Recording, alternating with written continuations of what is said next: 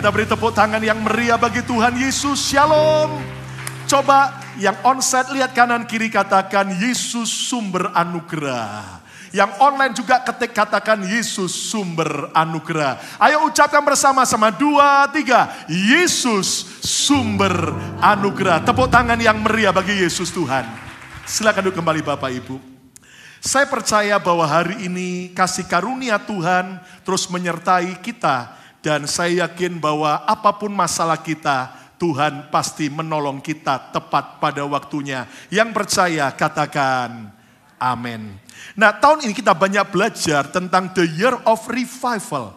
Tahun kebangkitan, dan subtema bulan ini adalah The Power of Humility. Kuasa dari kerendahan hati.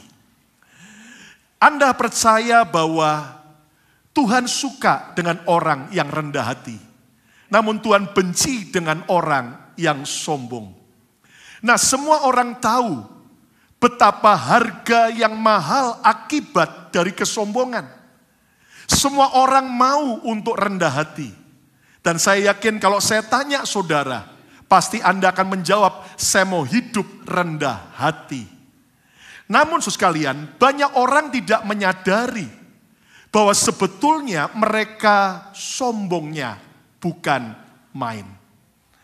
Nah, itu sebabnya tema khotbah saya hari ini adalah sombongkah aku? Coba tanya pada diri sendiri, gak usah tanya pada orang lain. Sombongkah aku? Seringkali kita menganggap orang lain itu sombong. Dia sombong, dia sombong. Padahal siapa tahu sebenarnya kitalah orang yang sombong. Satu kali ada seorang kakek yang berkumis tebal. Dan ketika cucu-cucunya berlibur di rumahnya karena liburan, ada satu cucu yang nakal. Ketika kakek ini tidur, maka dia ambil, saudaraku, dan dia toletkan terasi ke kumis sang kakek. Begitu kakek bangun, dia kaget. Loh, kok bau terasi? Ruangan ini kok bau terasi? Lalu kemudian dia keluar ke ruangan yang lain, semua rumahnya bau terasi. Dia dekati keluarganya, dia dekati orang lain, semua bau terasi. Dan dia berkata, kok semua bau terasi? Dia kemudian menganggap semua orang bau terasi. Lalu cucu yang nakal ini senyum dan berkata, kek, yang bau terasi bukan orang lain, tapi di hidungnya kakek. Karena di kumis tadi saya kasih. Kakek ini ketawa, lalu kemudian dia hapus, dia bersihkan, dan barulah dia tidak merasa ada orang lain yang bau terasi. Terkadang kita menganggap orang itu sombong. Orang itu sombong. Orang itu sombong. Padahal kita tidak sadar. Sebenarnya kita sendirilah orang yang paling sombong. Hari ini saudaraku, khotbah ini bukan untuk orang lain. Tapi buat setiap kita. Mari kita belajar. Jangan sampai berkata, aduh sayang ya. Itu mertuaku kok gak datang. Sayang ya, iparku kok gak datang. Ini khotbah cocok buat dia. No. Tujuan khotbah ini bukan menghakimi orang lain. Tapi justru sebagai cermin bagi kita. Agar kita bercermin dari firman Tuhan. Sombongkah aku hari ini? Apa sih tanda orang sombong? Apa sih tanda orang rendah hati? Ingat saudaraku, sombong atau rendah hati tidak hanya berbicara tentang sikap kita yang suka nunduk-nunduk, yang suka berkata siap nggih, ya kan, seperti orang Jawa Tengah, atau juga saudaraku seperti orang Korea, ya, atau orang Jepang dikit-dikit nunduk.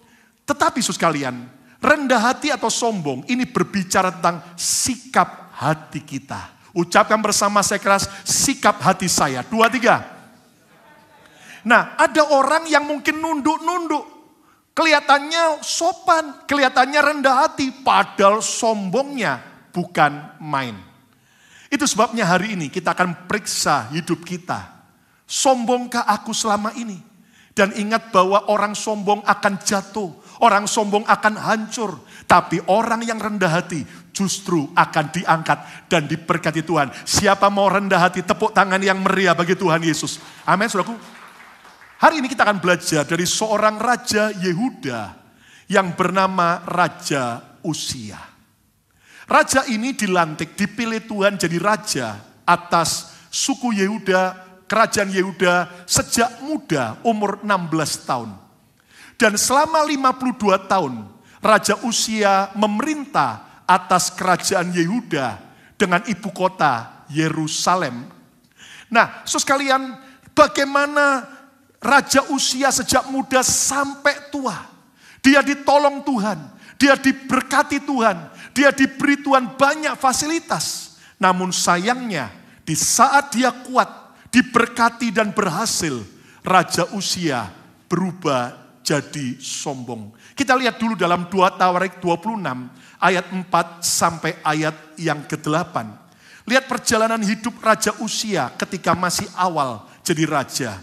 Ia, Raja Uzia, melakukan apa yang benar di mata Tuhan, tepat seperti yang dilakukan Amasya ayahnya. Lihat bagaimana peranan seorang ayah, peranan orang tua penting sekali bagi anak-anak. Ketika ayah daripada Uzia yaitu Raja Amasya hidup benar di mata Tuhan, maka itu jadi teladan yang dicontoh, ditiru oleh anak-anak. Hari ini sebagai orang tua, jangan cuma sibuk untuk mencukupkan kebutuhan keuangan anak-anak, tetapi mari kita memberi teladan hidup supaya anak-anak bisa mencontoh yang baik dari kehidupan saudara dan saya. Yang setuju, katakan amin. Ayat yang kelima, ia, Raja Uzia, mencari Allah selama hidup Sakaria. Seorang imam yang bernama Sakaria, yang mengajarnya supaya takut akan Allah. Lihat bagaimana seorang raja saja perlu imam, perlu pembimbing rohani, perlu saudaraku pemimpin rohani. Siapapun kita perlu tertanam dalam gereja lokal. Kita perlu juga tertanam dalam Bethany Family Altar atau Komsel. Supaya Anda dibimbing oleh bapak rohani maupun ibu rohani dan kakak rohani. Nah lihat dikatakan, dan selama ia, Raja Uzia, mencari Tuhan, Allah membuat segala usahanya berhasil. Tidak ada yang amin. Amin. Saudaraku, selama ia mencari Tuhan, Allah membuat segala usahanya berhasil. Yang mau katakan haleluya. Ayo ulangi kalimat itu, ganti kata ia dengan nama saudara. Ya, ucapkan selama. 2, 3. Selama Lukas mencari Tuhan, Allah membuat segala usaha Lukas berhasil. Ayo ulangi lagi nama saudara. 2, 3. Yang percaya tepuk tangan yang meriah bagi Tuhan Yesus. Ayat yang ke-6. Maka majulah ia berperang melawan orang-orang Filistin dan membongkar tembok Gad, Yabne dan Asdod. Lalu mendirikan kota-kota di sekitar Asdod dan di lain-lain wilayah orang Filistin. Ada kemenangan, ada kemajuan, ada progres. Kenapa? Ayat yang ke-7. Allah menolongnya. Haleluya. Kata bersama saya, Tuhan yang menolong saya. 2, 3. Allah menolongnya terhadap orang Filistin, terhadap semua masalah saudara, dan terhadap orang Arab yang tinggal di Gur Baal, dan terhadap orang Meunim. Ayat 8. Orang-orang Amon membayar upeti kepada Uzia, membayar pajak karena mereka tunduk. Namanya, nama Uzia, termasyur sampai ke Mesir karena kekuatannya yang besar. Namanya mulai terkenal, termasyur sampai ke Mesir, negeri kerajaan adikuasa pada zaman itu. Lihat bagaimana Raja Uzia sejak awal dia mengalami penyertaan Tuhan. Selama dia mencari Tuhan, Tuhan membuat segala usahanya berhasil. Saya memberkati setiap saudara, apapun tantangan kesulitan yang kau hadapi, saat kau cari Tuhan, engkau ketemu Tuhan, disitulah Tuhan akan berkati saudara. Yang percaya, tepuk tangan yang meriah bagi Tuhan Yesus. Nah sekarang lompat ayat 15 sampai 16. Ia, Raja Uzia, membuat juga di Yerusalem alat-alat perang. Ciptaan seorang ahli yang dapat menembakkan anak panah dan batu besar untuk ditempatkan di atas menara-menara dan penjuru-penjuru. Wow, ini raja brilian, raja yang hebat. Dia bisa ciptakan panah untuk pertama kalinya. Bahkan batu besar bisa dilemparkan dalam jarak jauh dalam peperangan. Nama raja itu termasyhur sampai ke negeri-negeri yang jauh. Bukan hanya sampai ke Mesir, tapi sampai kemana-mana. Influence-nya, pengaruhnya meluas. Kenapa? Karena ia ditolong dengan ajaib sehingga menjadi kuat. Sadari, apapun pencapaian, kesuksesan yang kau hadami, itu karena ada yang menolong kita. Namanya Tuhan Yesus. Yang percaya, katakan haleluya. Lihat ayat 16, ini peringatan pelajaran buat kita. Setelah ia, Raja Uzia, menjadi kuat, ia menjadi tinggi hati. Dia jadi sombong, dia jadi arogan, sehingga ia melakukan hal yang merusak. Ia berubah setia kepada Tuhan Allahnya dan memasuki bait Tuhan untuk membakar ukupan di atas mezbah pembakaran ukupan. Saudara lihat bagaimana seorang bernama Raja Uzia yang sudah puluhan tahun hidup benar, hidup rendah hati. Namun pada bagian akhir hidupnya, setelah dia makin kaya, makin terkenal, makin kuat, maka ia berubah jadi sombong. Semua kita berasal dari tanah. Kita masih menginjak tanah. Dan kita kelak akan kembali kepada tanah. Jadi apa yang kita bisa sombongkan? Enggak ada. Orang sombong itu ada dua macam. Ada orang sombong karena dia sukses, terkenal, kaya. Tapi ada orang sombong yang kedua. Enggak punya apa-apa, masih enggak berprestasi, masih dalam keadaan di bawah. Tapi sombongnya bukan main. Saya berdoa dalam nama Yesus, kita bukan kedua-duanya. Yang mau jadi orang rendah hati, tepuk tangan yang meriah bagi Tuhan Yesus. Amin, saudaraku. Nah, mari kita belajar. Waspada. Karena kesombongan itu enggak pernah datang permisi. Kesombongan kalau datang enggak pernah kirim email, WhatsApp, atau memberitahu. Tapi tiba-tiba dari orang rendah hati bisa berubah jadi sombong. Pertanyaannya, sombongkah aku? Saudara, ini khotbah bukan untuk saudara dulu. Tapi buat saya. Saya sadar ternyata setelah saya belajar firman ini.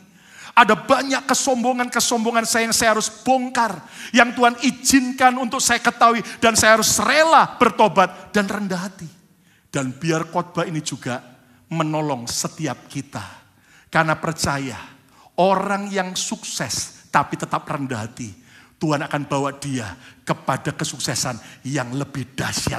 Tepuk tangan yang meriah bagi Tuhan Yesus. Amin, saudaraku. Nah, apa tanda orang sombong? Saya akan mengajak saudara lihat dari kehidupan Raja Uzia. Ada 3 tanda orang sombong. Dan coba cek apakah masih ada dalam hidup kita. Tanda yang pertama orang sombong adalah berani melawan Tuhan. Berani melawan Tuhan. Coba lihat dalam 2 Tarik 26 ayat 16. Setelah ia, Raja Uzia menjadi kuat. Ia menjadi tinggi hati. Sehingga ia melakukan hal yang merusak. Ia berubah setia kepada Tuhan Allahnya. Good News Translation mengatakan dengan jelas. But when King Uzia became strong, he grew arrogant. Ketika Raja Uzia bertumbuh dan jadi kuat, ia mulai bertumbuh jadi sombong. He grew arrogant. And that led to his downfall. Dan itu akan membawa kepada kejatuhan. Ingat, kesombongan selalu akan membawa kepada kejatuhan dan kehancuran. Lihat kalimat berikutnya. He divided the Lord. Dia menentang Tuhan. Dia melawan Tuhan. Lihat bagaimana orang sombong. Tanda yang pertama berani melawan Tuhan. Berani menentang Tuhan. Saudara, bagaimana dengan hidup kita? Apakah selama ini kita berani melawan Tuhan? Kita berani menentang Tuhan? Raja Uzia berubah setia dengan melakukan hal yang merusak perintah Tuhan. Bahkan ia berani melawan dan menentang perintah Tuhan dengan mempersembahkan ukupan yang hanya boleh dilakukan oleh para imam dari suku Lewi pada waktu itu. Raja Uzia berani berontak melawan Tuhan. Bagaimana dengan kita? Apakah kita termasuk orang yang takut akan Tuhan? Yang hormat kepada Tuhan? Ataukah kita berani melawan dan melanggar apa yang menjadi perintah Tuhan? Satu kali ada nelayan Kristen. Semalaman dia cari ikan di tengah laut, nggak ada ikan yang dia tangkap. Lalu dia bilang kepada Tuhan, Tuhan, beri aku ikan yang banyak. Kalau aku dapat ikan banyak, nanti aku jual separuhnya. Aku janji akan aku berikan untuk pekerjaan Tuhan. Tuhan pun dengar doa anak Tuhan ini. Tuhan kirim mujizat ikan banyak. Perahunya penuh dengan ikan. Dan setelah penuh dia mulai perjalanan pulang. Lalu dia lihat ke atas lagi. Tuhan, sorry. Semua ikan ini punyaku.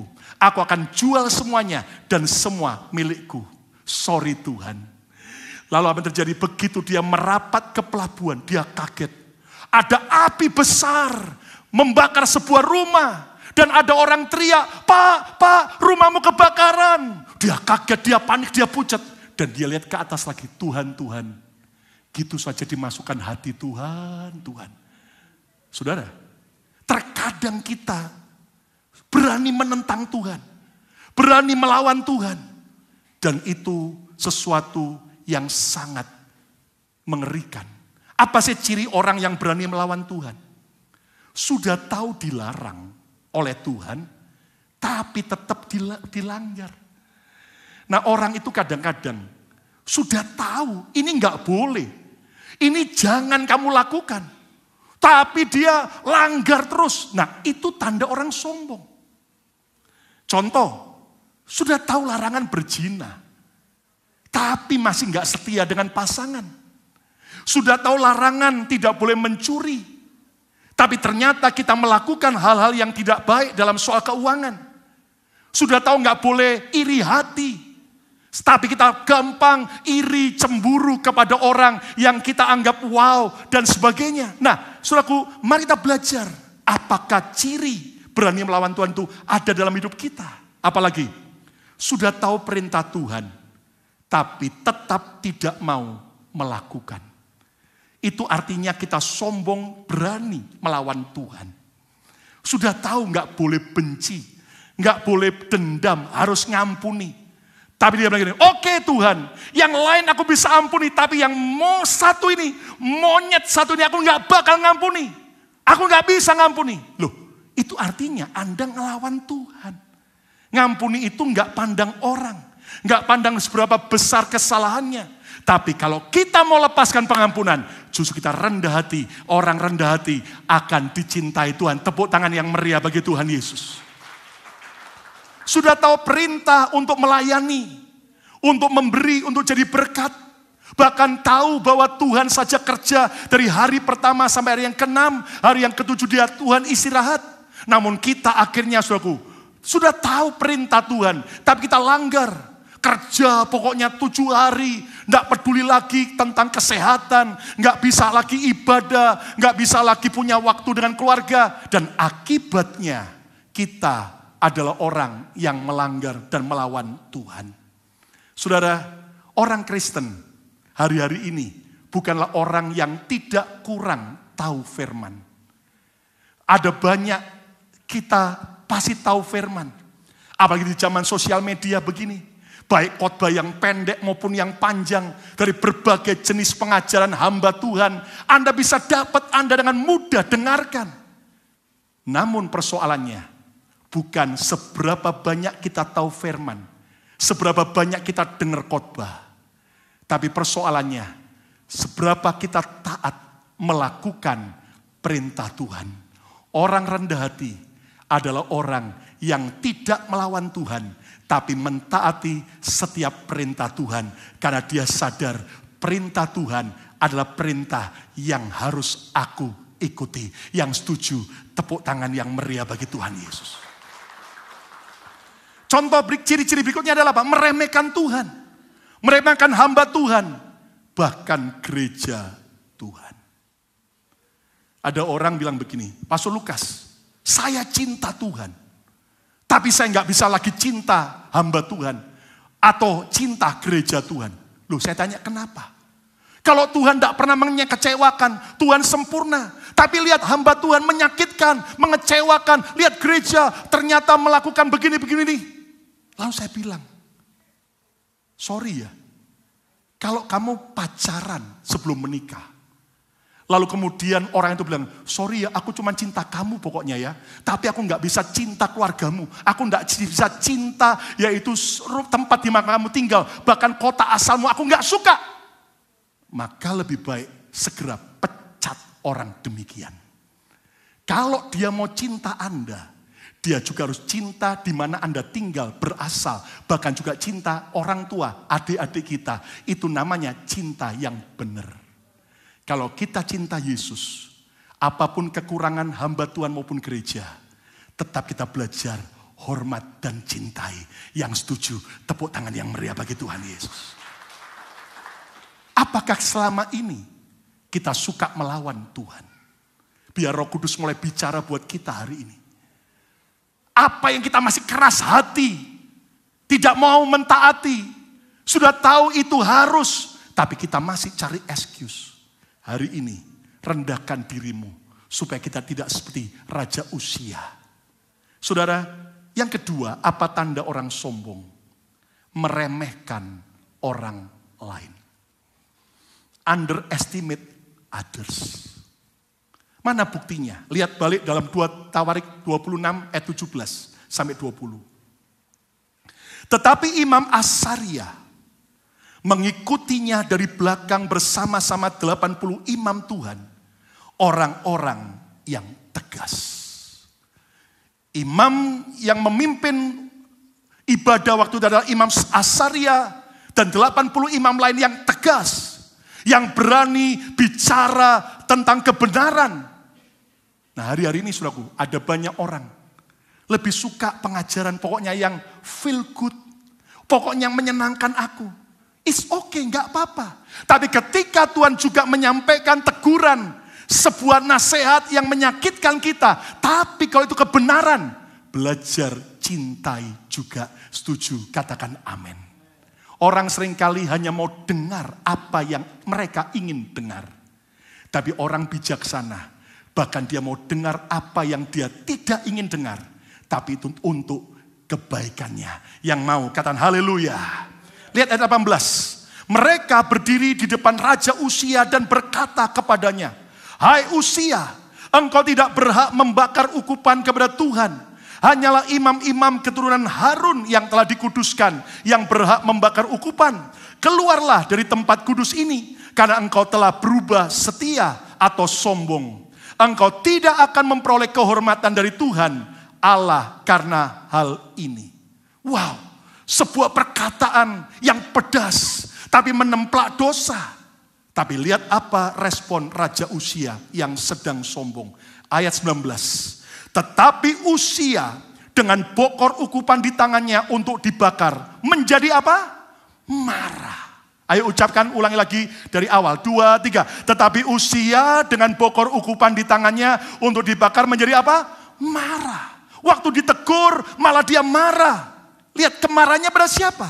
Sementara amarahnya meluap terhadap para imam. Weh, jadi raja yang sombong ini kemarahannya meluap kepada hamba Tuhan ini. Dan hamba tahu saudaraku, dia marah. Timbullah penyakit kusta pada dahinya. Di hadapan para imam di rumah Tuhan. Dekat mezbah pembakaran ukupan. Lihat, karena kemarahannya. Maka akhirnya ada kusta yang terjadi. Ayat 20. Imam kepala Asaria dan imam lainnya memandang kepadanya. Dan sesungguhnya ia, Raja Uzia, sakit kusta pada dahinya. Kok tahu Pak? Kusta itu putih seperti salju. Langsung tahu. Cepat-cepat mereka mengusirnya dari sana. Dan ia sendiri tergesa-gesa keluar. Karena Tuhan telah menimpakan tulah kepadanya. Dalam Good News Translation, the Lord had punish him. Tuhan menghukum dia. Kesombongan akan mendatangkan hukuman. Sebaliknya kerendahan hati akan mendatangkan kasih karunia Tuhan. Siapa mau rendah hati? Ayo tepuk tangan yang meriah bagi Tuhan Yesus. Raja Uzia meremehkan teguran Imam Asaria. Meremehkan bahkan marah terhadap 80 imam yang dengan tegas menegur kesalahannya. Orang sombong akan memandang rendah orang lain karena merasa dirinya lebih hebat melebihi orang lain. Hari ini bagaimana dengan kita? Apakah kita selama ini jadi suami yang sombong terhadap istri kita? Lu itu taunya apa? Lu tahu cuman dapur. Pendidikanmu rendah, bodoh, goblok. Aduh, saudaraku. Ini suami yang sombong. Pak, kalau Tuhan kasih penolong dalam hidup kita itu istri kita. Percayalah, penolong lebih kuat daripada yang ditolong. Penolong itu walaupun punya kelemahan, tapi juga punya hikmat yang Tuhan titipkan untuk menolong kekurangan kita. Yang percaya, katakan amin. Wih, ibu-ibu yang amin, saudaraku. Terkadang juga ada istri yang sombongnya bukan main. Ya kan, saudaraku? Merasa paling jago, lalu kemudian menghina, look down suaminya. Lo ini loh, kok bodoh banget, nggak bisa cari duit kayak orang itu. Loh, saudara sekalian, Bu, kalau Anda memutuskan menikah dengan pria itu, Bu, syukuri dan cintai dia. Walaupun mungkin dia tidak pandai cari duit, tapi dia setia. Ibu-ibu ada yang amin, puji Tuhan, saudara. Nah, saudaraku, mari kita belajar. Orang sombong memandang orang lain lebih rendah. Tapi orang rendah hati, dia bisa hormati dan hargai orang lain. Saudara, minggu ini ada beberapa berita viral. Baik di Indonesia maupun di Amerika dan sebagainya. Paling tidak saya merenung karena kejadiannya tidak terlalu berbeda jauh. Berita viral yang pertama terjadi di Jawa Timur, di kota Probolinggo. Ada seorang istri polisi yang ternyata sombongnya bukan main. Dengan gaya hidup hedon yang begitu gemerlap. Apa yang terjadi? Dia posting, dia kaum sosialita yang juga sering posting di sosial media. Maka satu kali ketika dia pergi ke toko, ternyata pegawai toko seorang siswi yang magang kerja. Nggak bisa menjawab dengan baik. Lalu dia emosi, dia marah, maki-maki, sampai di video, saudaraku. Bahkan sampai maaf dia sebut babu. Sebuah kata yang kotor, kata yang kasar. Dan Anda mengerti, diviralkanlah video itu. Bahkan ibu ini sendiri, dia juga justru akhirnya posting. Dia memberi pembenaran diri tentang apa yang dia lakukan dan sebagainya. Anda tahu gara-gara kesombongannya terhadap orang lain. Akhirnya suaminya pun dipecat dari jabatannya. Dia malu dan harus minta maaf. Di saat yang bersamaan, di Amerika ada berita lain lagi. Ternyata seorang sepak bola dunia, Lionel Messi, yang sudah beberapa saat terakhir ini menjadi kapten kesebelasan sepak bola di Amerika, sebuah klub bernama Miami. Akhirnya dalam tempo singkat, Messi dipercaya jadi kapten dan dia latih timnya dan dia akhirnya semangati timnya dan berhasil merebut sebuah kemenangan. Sudah sekian lama tim ini nggak pernah menang, tapi ketika menang, Lionel Messi dia lepas band sebagai kaptennya dan dia datangi mantan kapten yang lama. Dan dia berikan itu sebagai penghormatan. Mantan kapten itu rasanya awalnya menolak. Tapi akhirnya suruh pakai. Dan Lionel Messi menghargai kapten sebelumnya. Dia ajak sama-sama angkat piala kemenangan. Kelasnya beda. Yang di Probolinggo maki-maki. Yang di Miami sangat elegan. Saya berdoa biar semua kita jadi orang yang elegan. Kita tidak menghina orang lain. Tapi kita punya sikap yang rendah hati. Yang mau tepuk tangan. Apa sih ciri orang suka meremehkan orang lain? sulit menerima masukan. Ada orang seperti Raja Uzia. Diberi masukan malah marah. Diberi masukan malah tersinggung. Nah, bagaimana dengan kita? Nggak usah lihat orang lain, lihat diri sendiri. Kita seringkali sebagai suami, dikit-dikit diberi masukan istri, lalu kita marah. Saudara, mari kita belajar hari ini jadi suami yang rendah hati. Tuhan itu taruh seorang istri penolong untuk membuat kita makin dilengkapi, karena istri itu yang terbaik dari Tuhan. Amin. Suami juga waktu memberi masukan pada ibu-ibu, jangan sampai engkau berkata, pokoknya aku maunya begini. Tapi percaya, suami itu imam dan raja. Dan akhirnya Tuhan beri hikmat untuk memimpin keluarga. Yang setuju tepuk tangan yang meriah bagi Tuhan Yesus. Sebagai seorang karyawan, bawahan. Sebagai seorang pemimpin. Sebagai seorang pengusaha. Seorang saudaraku hamba Tuhan, jemaat, mari kita belajar. Apakah kita menjadi orang yang sulit menerima masukan? Memang gak semua masukan harus Anda terima. Tapi Anda cerna, Anda godok lagi. Mana yang baik dan mana yang tidak. Tapi minimal respon kita. Jangan seperti Raja Uzia waktu menerima masukan, dia marah dan meluap kemarahannya. Yang berikutnya apa ciri orang suka meremehkan orang lain? Tidak mau tersaingi. Wah, kalau lihat orang lebih dari dia, langsung dia tersinggung. Langsung dia emosi. Nah, ini akan menjebak orang. Haus akan pengakuan. Saudara dengar baik-baik. Kehancuran Raja Saul yang awalnya minder, rendah diri. Ternyata berubah jadi sombong. Ketika apa? Ketika Saul akhirnya, saudaraku, lebih memilih dukungan rakyat daripada taat akan perintah Tuhan. Walaupun tidak favorit. Hari ini saudaraku, mari kita belajar jadi orang yang rendah hati. Kita bukan jadi orang yang tidak mau kalah. Tapi kita mau jadi orang yang mau sungguh-sungguh menghargai orang lain. Yang percaya, katakan amin. Saudara, ada orang yang tidak mau tersaingi. Apalagi di zaman sosial media. Waduh, ini menjebak orang. Untuk mau jadi lebih dan lebih dan lebih. Dan itu akan menjadi sebuah jebakan yang menghancurkan hidup kita. Tetap punya hati rendah hati. Saat kita nomor 1, kembalikan pujian sama Tuhan. Saat kita direndahkan atau nomor yang berapa, kembalikan juga pujian hanya bagi Tuhan. Tepuk tangan yang meriah bagi Tuhan Yesus. Ada seorang anak sebelum ikut berlomba lari, dia berdoa. Temannya langsung berkata, pasti kamu doa minta supaya Tuhan beri kemenangan ya? Dia senyum, enggak. Aku berdoa, Tuhan kalau seandainya aku kalah, berikan aku hati yang besar untuk mengakui orang lain yang menang dan bukan aku yang menang. Saudara, bagaimana dengan kita? Orang yang suka meremehkan orang lain adalah suka menjelekkan orang lain. Udah gak usah lihat orang lain, lihat diri sendiri. Kita lebih suka cerita kejelekan orang daripada kelebihan orang. Bahkan tidak suka melihat kesuksesan orang lain. Atau bahagia melihat kesusahan orang lain.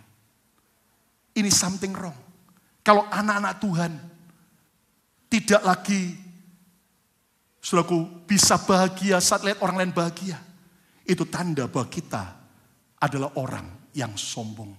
Saya berdoa dan saya percaya mulai hari ini firman Tuhan membuat kita bisa berbesar hati. Saat orang lain sukses, kita juga ikut bahagia. Yang mau tepuk tangan yang meriah bagi Tuhan Yesus. Yang ketiga, yang terakhir, apa tanda orang sombong? Kembali belajar dari Raja Uzia. Yang ketiga adalah suka melanggar batas. Raja Uzia tahu batasan seorang raja. Namun justru ia melanggar batasan yang sudah ditetapkan karena kesombongannya. Ayat yang terakhir, lihat 1 Tawarik 23 ayat 13. Ini adalah perintah Tuhan. Anak-anak Amran, inilah ayah daripada Musa, Harun, dan Miriam. Anak-anak Amran ialah Harun dan Musa. Harun ditunjuk untuk mengurus apa yang maha kudus. Dia dan keturunannya sampai selama-lamanya. Ini adalah pemilihan Tuhan agar saudaraku Harun dan keluarganya jadi imam. Untuk apa? Untuk membakar korban di hadapan Tuhan.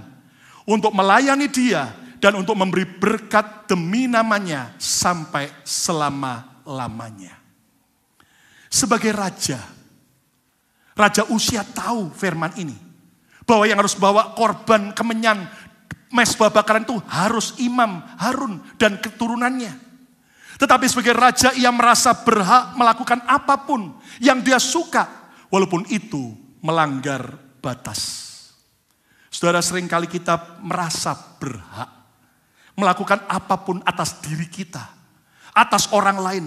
Padahal ingat, semua berasal dari Tuhan. Semua milik Tuhan. Ingat bagaimana Adam dan Hawa sudah diberi Tuhan berkat banyak di Taman Eden. Semua boleh kau makan buah-buahnya. Tapi ada 2 pohon yang buahnya jangan kau makan. Tetapi lihat bagaimana iblis mencoba dan menipu dia. Lu bodoh. Justru Tuhan itu egois. Tuhan gak mau disaingi. Kalau kamu makan, nanti kamu jadi seperti Tuhan. Akibatnya mereka melanggar batas. Dan mereka kehilangan Taman Eden. Saudara, dalam pertandingan bulu tangkis saja, bola yang jatuh di luar batas disebut offside. Kalau kita melanggar batas dan suka melanggar batas, itu tanda orang sombong. Istri saya, Pastor Shirley, salah satu hobinya suka baca buku. Dan buku tebal dalam tempo berapa hari bisa selesai. Nah, dia cerita salah satu buku yang dia baca waktu itu, cara untuk menganalisa tulisan tangan seseorang. Jadi rupanya gini, saudaraku. Tulisan tangan seseorang itu, yang asli loh ya, yang bukan dibuat-buat, itu bisa tahu siapa orang yang nulis. Karakternya seperti apa. Terutama katanya begini, orang yang nulis G, ya, yang bawahnya itu nutup, sampai nutup, biasanya pelit. Kalau G bawahnya terbuka, atau A tapi atasnya terbuka, biasanya boros. Dan ternyata diteliti dari ilmu itu tanda tangan setiap orang-orang top sepertinya. Kalau dia tanda tangannya ada lancip, dianalisa ini orangnya biasanya keras. Dan kalau banyak bundernya, orangnya biasanya lembek.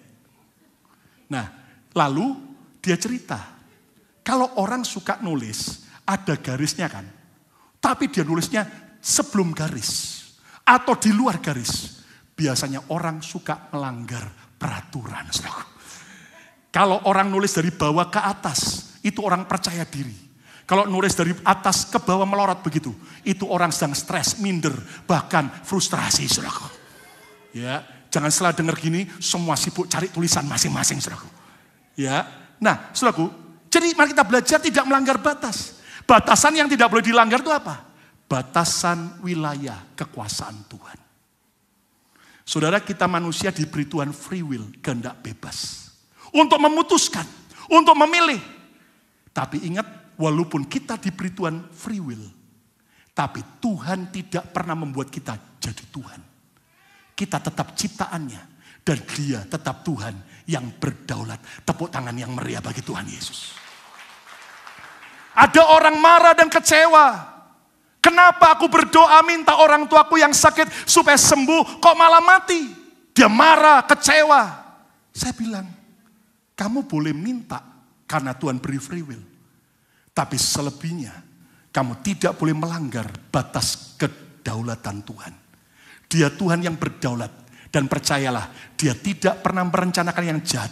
Dia turut bekerja dalam segala perkara, mendatangkan kebaikan. Tepuk tangan yang meriah bagi Tuhan Yesus.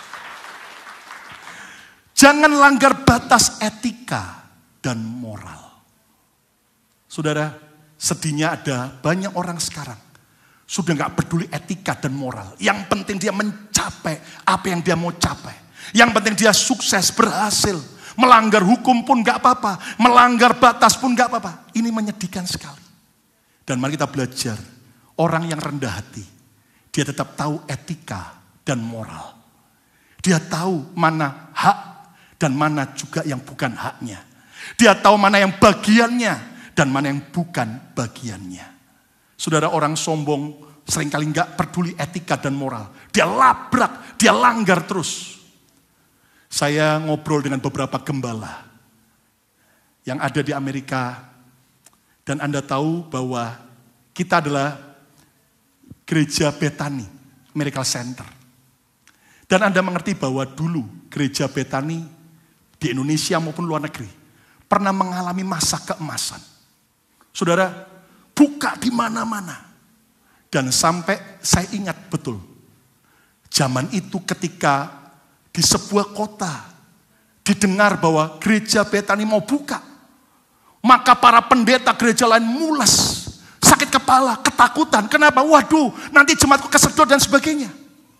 Dan akhirnya Anda harus tahu, masa keemasan itu nggak akan selalu ada selamanya. Akhirnya saya seringkali bilang kepada teman-teman hamba Tuhan lain, maaf ya, ampuni atas kesombongan gereja Bethany di masa keemasan. Jujur kita terlalu arogan. Akhirnya gak peduli tentang gereja lain dan sebagainya. Yang penting kita maju dan sebagainya. Makin tua kita ini harusnya makin cari banyak teman. Bukan cari musuh yang setuju. Katakan amin. Tepuk tangan yang meriah bagi Tuhan Yesus. Itu sebabnya kenapa Anda tahu saya mau aktif dalam kegerakan kesatuan tubuh Kristus. Gereja-gereja Indonesia di kota Philadelphia, baik juga di Amerika maupun Kanada. Walaupun jujur ada banyak hal yang seringkali menyakitkan. Ada banyak hal kecurigaan dan sebagainya. Tapi saya tetap komitmen, gak apa-apa. Yang penting tetap kita bangun sebuah kerukunan, kesatuan tubuh Kristus. Saudara, kadang-kadang karena kesombongan kita langgar etika moral. Nyedot jemaat orang lain gak peduli, pokoknya sebagainya. Mari kita belajar sebagai anak Tuhan yang rendah hati.